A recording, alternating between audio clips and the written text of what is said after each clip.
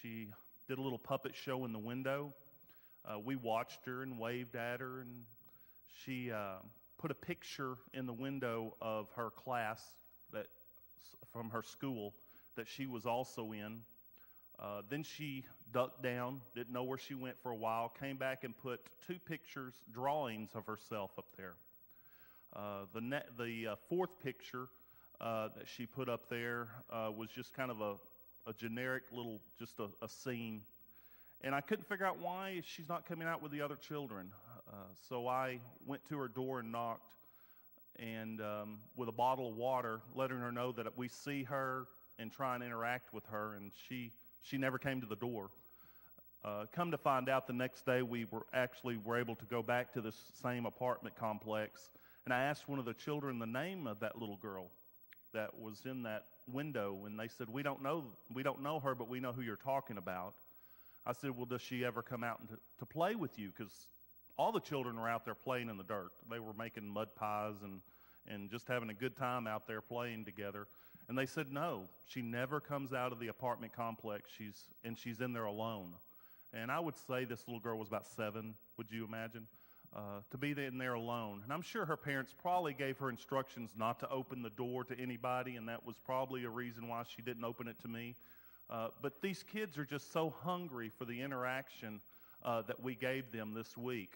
And we were lucky to be able to go there because we went there 2 days because they were supposed to be having a backyard Bible club there, but one of the church groups backed out of doing it there. And so we kind of took their place in doing it for 2 days. So it was an unexpected blessing there.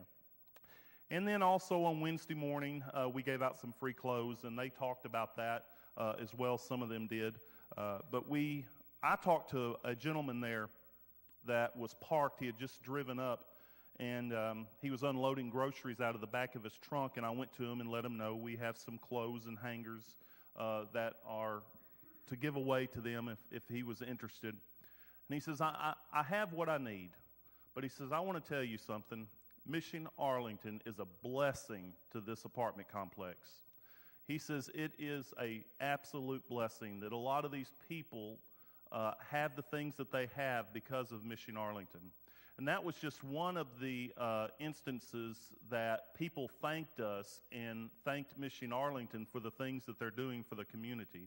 And I know that Michael's probably already thinking about going back next year, and I would encourage him to go back next year and to look up more about Mission Arlington.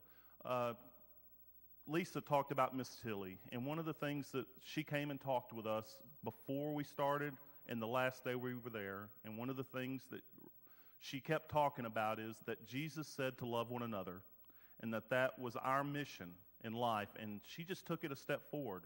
And like Lisa said, it's something that we can all do. It's not something that she considers that she did anything special for the community. She was just doing what God had called her to do. And we can do the same. Thank you.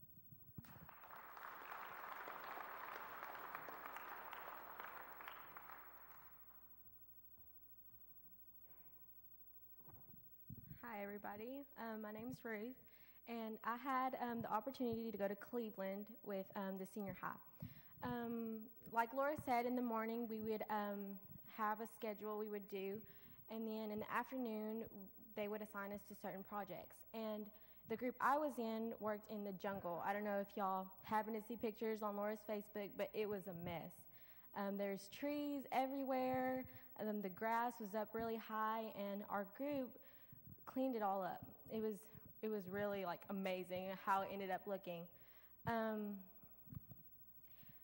You don't really think about like us cleaning up yards as being like such a blessing to the person that lives there, but the lady that lived there, she came out and she was like, man, I can finally see light behind the tree that was there.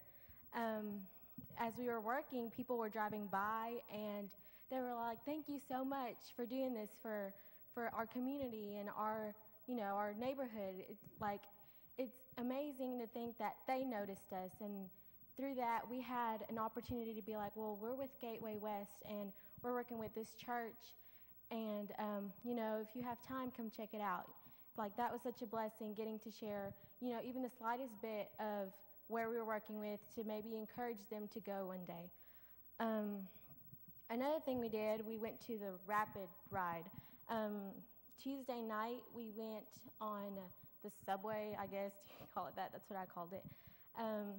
We went and we sat in the subway and we just prayed about the community and how like different parts of it were you could see the poverty and how it was changing, and like, you know, such a big city, you think they would know God, but you know, in reality, we don't think that, oh well, that city doesn't know God because it's so big. We were coming back from where we were at in the big city, and in the group that I was in, I saw something that, you know, it's not the normal here, but it really gave me such a fear. Like, I was so scared. But then the next day, you know, everybody's like, oh, you'll be fine, you're safe now, you don't have to worry about it. The next morning, one of the leaders told us, oh, well, maybe you can use that in a perspective of how other people feel not knowing God. Like, I know God was there, I know he would have protected me, but it's the fear, it's like understanding how people who don't know about God, that they're afraid of the world, and how us as disciples of God, we should go out there and tell those who don't know about him, and to just share his love and share his word, and that one day they'll come to find Christ. Thank you.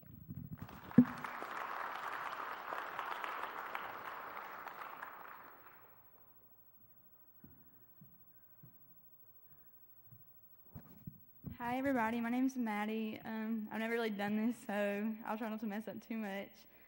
I was asked to go, or I got the chance to go to Cleveland, Ohio with our high school mission trip. It was a great experience overall. On the way up there, I personally didn't really think that it'd be much different besides a few big buildings in place of chicken houses and green pastures. But I soon got the rude awakening that was totally different. You didn't walk around a corner and see someone you met. When we got there the 4th of July, we got the chance to go to the biggest parade in Ohio. It was about an hour and a half long, and we sat there and we stood there and we saw all the big floats and the cars and got all the candy and everything. It was just a great experience. Soon the week came. We got to meet the pastor Dan that we worked with in the church. I'm sorry, I was really nervous. We got to meet the church and the people we met. He gave us our jobs. It was painting garage and the jungle team. My team was the painting garage. We met the owner when we went there. Her name was Tammy, probably one of the sweetest ladies I've ever met.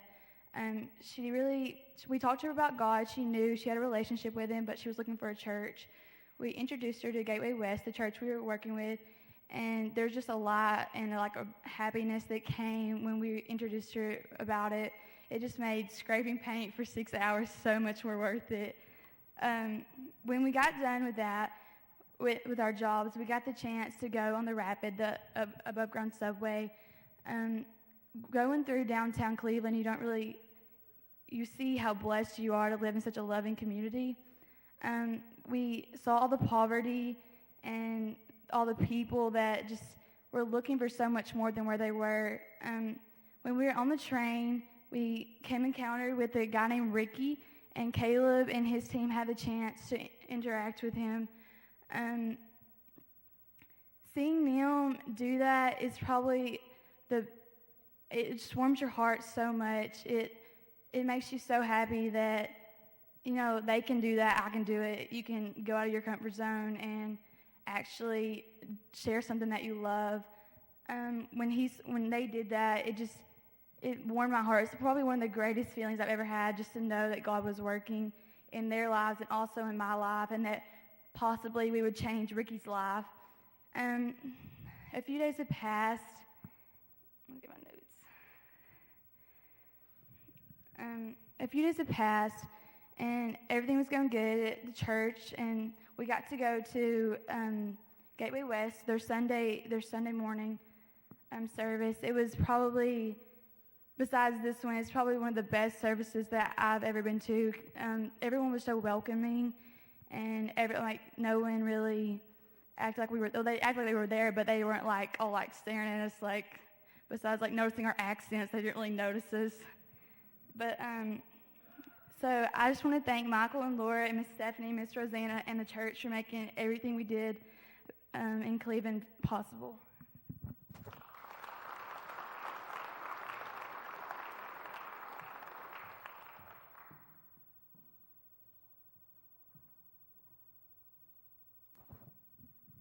Well, I'm Caleb Newton, for those who don't know me, and I was also with the group that went to Cleveland, and I was also one of the sponsor type people that went to Arlington.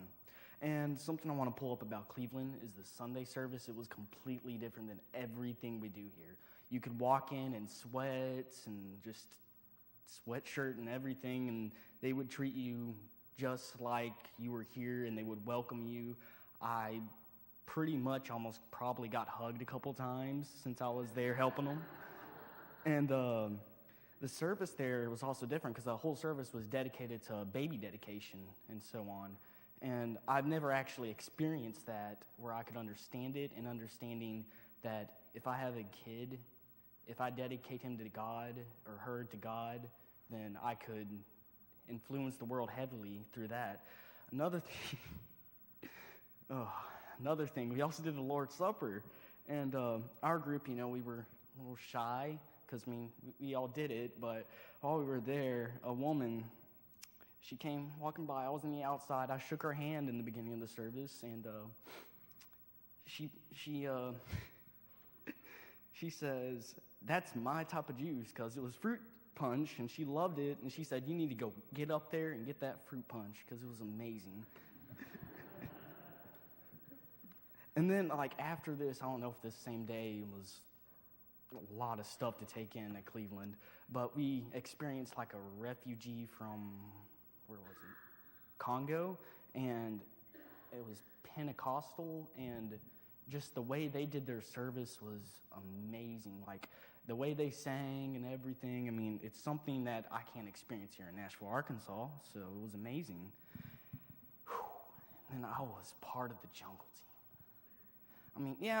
We thought, it's just Arkansas, We understand it's jungles here, jungles there, forest, whatever. It's all amazing. So we thought it's just going to be a couple weeds we have to pull up, But when we got there, I thought, personally, my first thought was this must be part of the Amazon, because it was really scary. I got mainly put into the Vine group and everything. I spent an hour to an hour and a half working on it. The vine was about that thick, maybe, and I had the opportunity to keep cutting it. So, and then, they thought garden snakes were copperheads. That scared me, personally, but we had Sam. He protected us. And then I was also on the Rapid, and I had the opportunity to talk to Ricky. Ricky, Sadie can correct me if I get any of this wrong, because she was with me, but I don't remember what state and all, but he has a Catholic background. He just moved to Cleveland 3 weeks ago, and he lived on the east side? I think east side, where it was bad and everything.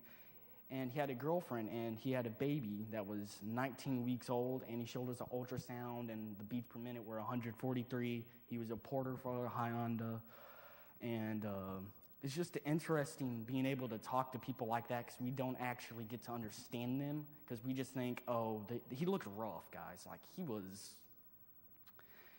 It's not normal. No other way to put it.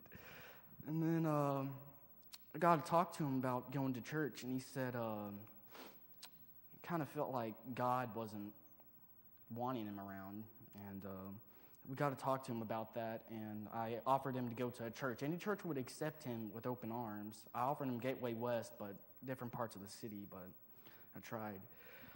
And one thing I really want to thank Michael and Laura for is how Cleveland actually changed me. Before I went to Cleveland, the easiest way to put it was I did not have God in my life. I believed in him, but I didn't really sense for my life.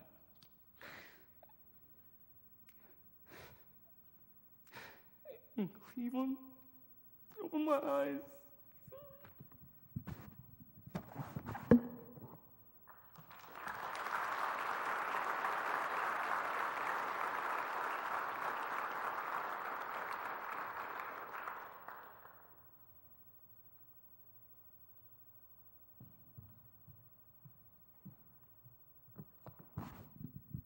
Hi.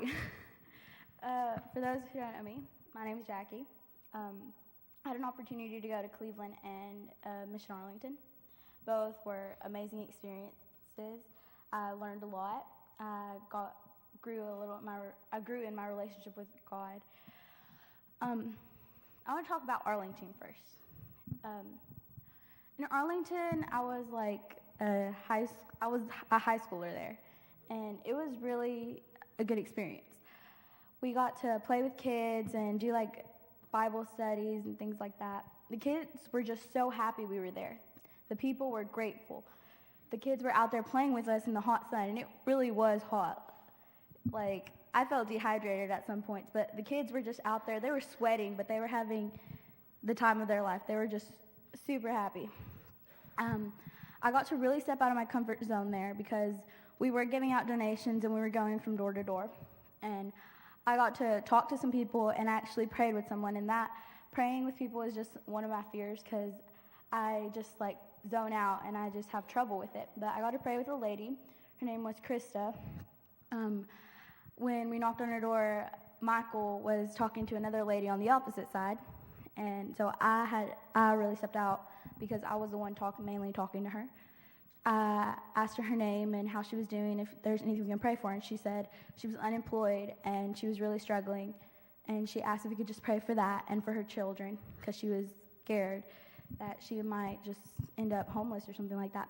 So I prayed with her there, and then later in that week, the last time we were doing a Bible study, we were knocking door to door, and I ran into a man, and I started talking to him, and he told me his name was Cecilio. And I asked him how he was doing and if there's anything we pray for. And he said him and his wife, Francesca, had just gotten a divorce. He said he lost his kids because she took them when she left, and that he was just going through depression. And he asked if I could just pray for him, and I told him I would. And he said it's really touching for him to see how we're out there in the hot weather playing with all these kids and how we're helping. And he just said it's a blessing for that. And then in Cleveland, we really got to experience something different. Here, we're so used to seeing everyone know about God and people act differently. We went to the 4th of July to a park over there, and you could just tell the city was lost. People were out there, and they were just using profane language like crazy. They were smoking, drinking, and it was really just different to see. We also rode the Rapid on Tuesday. It was actually one of my favorite things because we were actually interacting with people. And throughout the week, we were doing projects and things, but we weren't really interacting with people as much as I thought we would. But on the Rapid, we got to interact with a lot of people. I got to translate. I was really happy about that because I got to use Spanish. Cameron started talking to this guy, and I went over there because they asked me to go. And his name was Carlos, and he was from Ecuador, and he was in the Marines. And he just told me something that I had never thought about it because I had always thought Spanish was just another language I spoke. I didn't really see it as anything really much to it. And he told me that Spanish is also a gift from God that I have because I can use it to talk to people about God, to talk to people who don't speak English, and that just really hit hard. And another thing that hit me hard while we were there is the personal devotions. Those, at that time, before we left, I was going through some things, and I was just pushing that back throughout the week. And then Wednesday during personal devotion, it just hit hard because I felt God was really pressing me to this matter because it was about forgiveness, and it was our entire theme for that week was reconcile, and that means to be brought back into a right relationship. And on Wednesday, it was about forgiveness. And we got a passage that said, when we explore the theme reconcile, it is easy to connect it to ourselves and our relationship with God. We know we have sinned, and we desire to be forgiven and made right with God. We might even feel so strongly about this that we are happy to share the gospel with others as a result of our being made right with God. However, where many of us start to struggle is when we realize we are called to reconcile with someone in our life who has wronged us. Also, deep-seated beliefs or culture traditions that you may have or you may have or have grown up around can make it difficult to live reconciled to people who are different from you. But God calls us to be reconciled to everyone. And that just kind of hit hard because I really needed that. And the verse was, therefore God's chosen one, holy and loved, put on heartfelt compassion, kindness, humility, gentleness, and patience, accepting one another and forgiving one another if anyone has a complaint against another, just as the Lord has forgiven you, so you must also forgive. And it told us to underline that, and I read that like 3 times, and I was like, this is what I needed, because I needed that a lot. And that kind of, at first, I was like, I didn't want to know this. It was like, I didn't want to, I just wanted to avoid it completely. And then I just started thinking, and I was like, I did need that. And so that really helped me with my problems. So Cleveland was really helpful for me, and I really enjoyed it. And I want to thank Michael and Laura for giving us this opportunity to go on this trip. Thank you.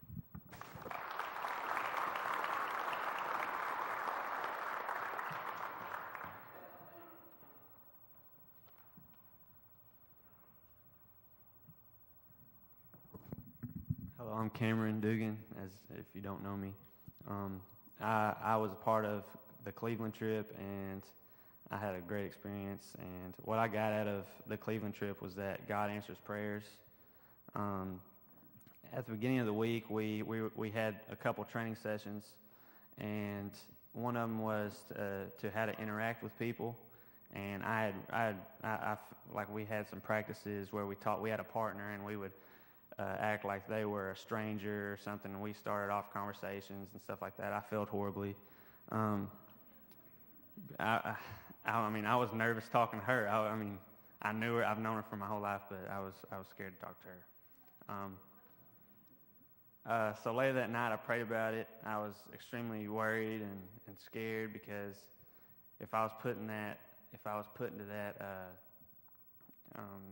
situation, I really wouldn't know what to do.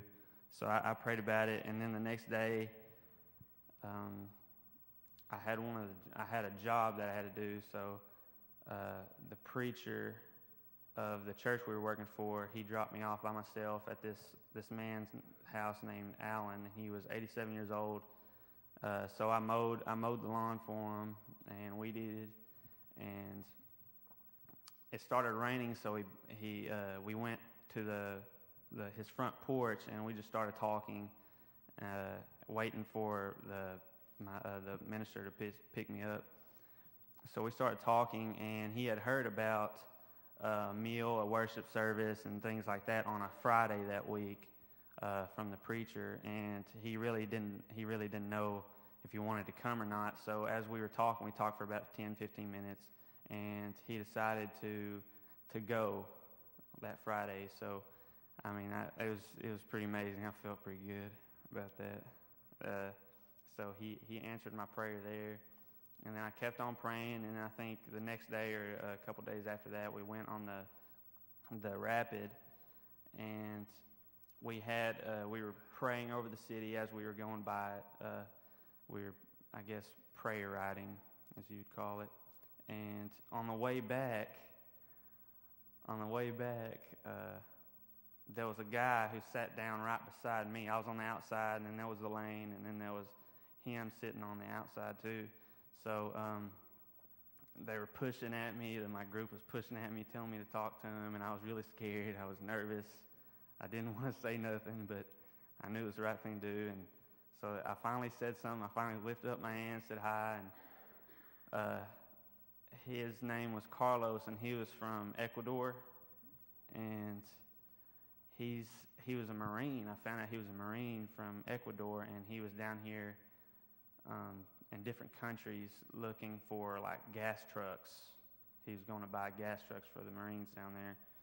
So he's gone from his family from 16 months. He has 2 kids, and he was in between. He grew up as a Catholic, but he follows Baptist too. So he said he was stuck in the middle, in between then, and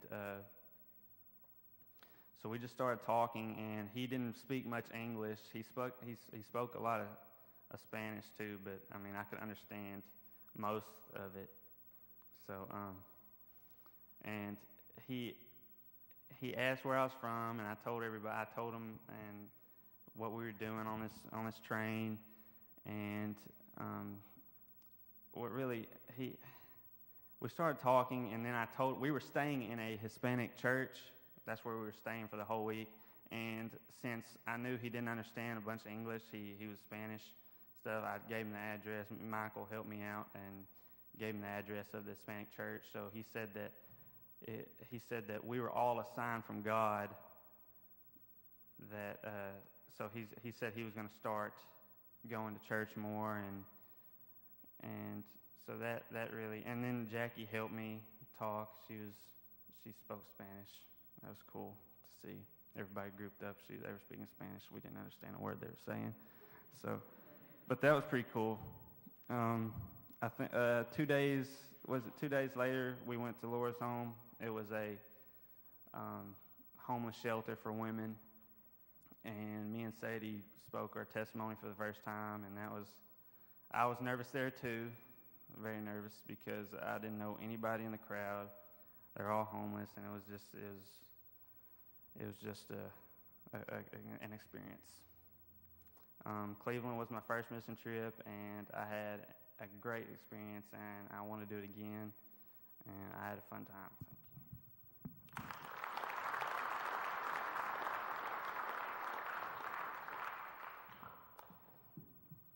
Thank you. Okay, so hi, I'm Sadie, and I'm the last one, so we're almost done. Like Caleb said earlier, which he didn't give himself enough credit, he was an amazing speaker to this man named Ricky. And something I thought was really cool was Ricky was working at this Honda car dealership or whatever, and he was on this rapid subway above ground, whatever this thing was, and he was on there at this certain time that we were. But the thing was, during his day at work, he had driven this car that he was driving for whatever reason, and he had gotten lost, and he said he was almost in Pennsylvania. He was like 2 hours out of the way. He had to call his boss and tell him, I'm going to be late. You can go ahead and dock me out, but I'm going to be late. So it took him 2 hours there and 2 hours back. So this man was 4 hours out of his normal routine and on this subway at the same time we were. And so that was just kind of like a God moment, because he was there, when he was supposed to be, and it was just kind of one of those, in the right place at the right time things. And Caleb, if it wasn't for Caleb, we probably wouldn't have spoken up and talked to this man, because we were all like scared to death. And like he said, he was kind of, like, oh, okay. But we were, he was like, hi, I'm Caleb, what's your name? And just started it all off. And so Caleb, he was pretty awesome there. I also got the opportunity to talk to this man named Tone, and he was even more sketchier than the Ricky guy. And it was on the way back, so it was dark and, creepy. And he was sitting in front of us. It was me and Emily McCauley, and then behind us was Caleb and Cameron, and across from them was Carlos. And me and Cameron looked at each other, and we were like, I will if you will, because, it was kind of like a, whatever. So me and Emily decided that we were going to talk to this guy in front of us. He was on his phone typing some not nice things, and I looked over, I was like, Emily, what are we going to say to start this conversation? Because, we can't just be like, hi, Jesus loves you. So Emily saw that he was wearing a Yankees cap, and she said, so I see you like the Yankees. And he turned around and was like, yeah. And Emily was like, well, I like the Cardinals, so, we don't really mix. And he was like, okay, and ignored us. And we were like, well, okay. So we were like, have you lived here your whole life? And he was like, yeah, I don't really like it here. And we were like, oh, okay, well, that's not cool. And, we just started a conversation with him. We were like, well, do you go to church anywhere? And he was like, no. And we were like, well, why not? He was like, I don't need to. And we were like, oh, well, if you don't have a church, we're working with this Gateway West, and it's real welcoming. You don't have to be a certain stereotype to go. And he was like, no, I have my own religion. And I was like, oh, okay, what is that? He was like, I'm Jehovah's Witness. And I was like, all right, that's cool. And so I just kind of looked at Emily, and I was like, what in the heck are we going to say to this guy? Because he was just